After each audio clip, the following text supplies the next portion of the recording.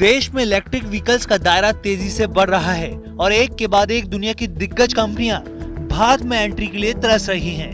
पहले Elon Musk ने Tesla की भारत में एंट्री के लिए एड़ी चोटी का जोर लगा दिया, लेकिन एलन मस्क का खेल शुरू होने से पहले ही बिगाड़ने की जबरदस्त तैयारी हो गई है।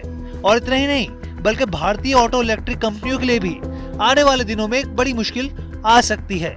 दरअसल भारत में वियतनाम की इलेक्ट्रिक व्हीकल बनाने वाली कंपनी की एंट्री होने जा रही है। तो चलिए जानते हैं कि कौन सी नई कंपनी भारत के इलेक्ट्रिक बाजार को हिलाने आ रही है, कितनी बड़ी ये कंपनी है और निवेश और भारत में मैन्युफैक्चरिंग को लेकर इसके क्या प्लान्स हैं।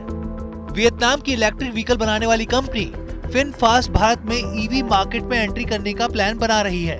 इसके लिए कंपनी तमिलनाडु में 2 जगहों की जांच कर चुकी है, जहां वह मैन्युफैक्चरिंग फैसिलिटी स्थापित करने के लिए जमीन खरीदना चाहती है। एक रिपोर्ट में इसके बारे में जानकारी दी गई है।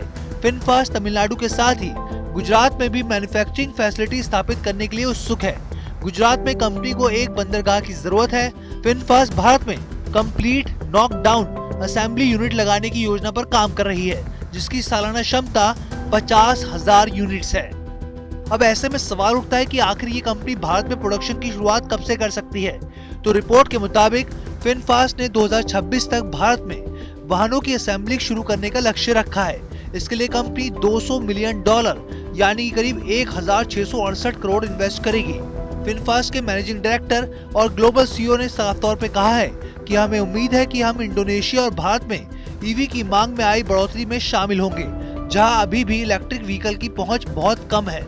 2017 में बनी कंपनी फिनफास्ट ने हाल ही में कहा है कि 2024 से शुरू होने वाले डेवलपमेंट के अगले फेज में लीडरशिप नेटवर्क डेवलप करने की उनकी योजना है, जिसमें भारत समेत अन्य देश शामिल हैं। इस साल अगस्त में नैस्डैक पर लिस्ट होने के बाद फिनफास्ट अस्थायी रूप से दुनिया की तीसरी सबसे बड़ी वैल्यूएबल कंपनी बन गई।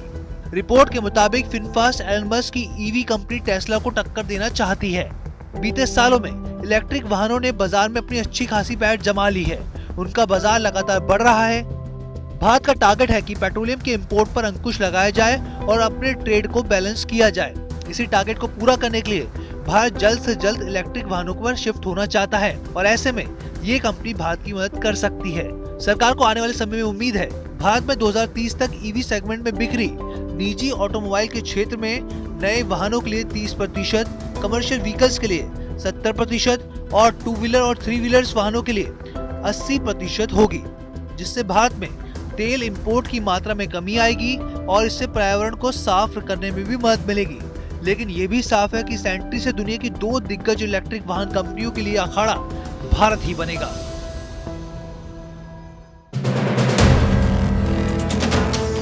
वीडियो पसंद आया तो हमें लाइक, कमेंट, शेयर और सब्सक्राइब जरूर करें।